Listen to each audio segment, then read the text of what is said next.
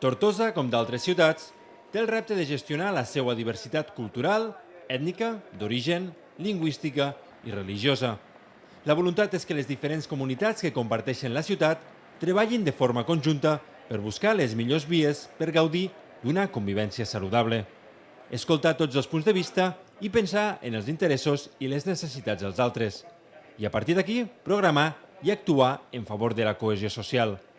Amb aquest objectiu, 15 entitats públiques i privades han signat a Tortosa el primer compromís municipal per la convivència. El pla dona continuïtat al projecte d'intervenció comunitària intercultural que des del 2010 impulsa l'obra social La Caixa.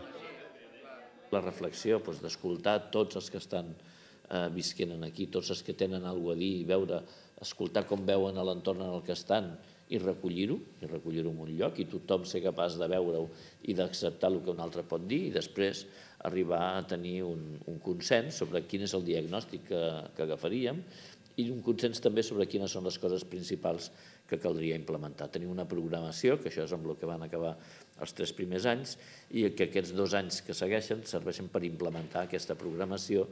Els reptes de futur del procés comunitari i intercultural impulsat a Tortosa es resumeixen en 6 eixos temàtics: l'ús social dels espais públics, les necessitats bàsiques i la pobresa, educació formal, no formal i comunitària, atur i món laboral, salut i treball comunitari, així com espai urbà i habitatge.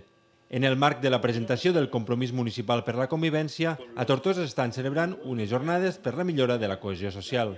Es tanquen avui a 7:15 de la tarda amb una trobada comunitària al Museu de Tortosa oberta a la participació de tota la ciutadania.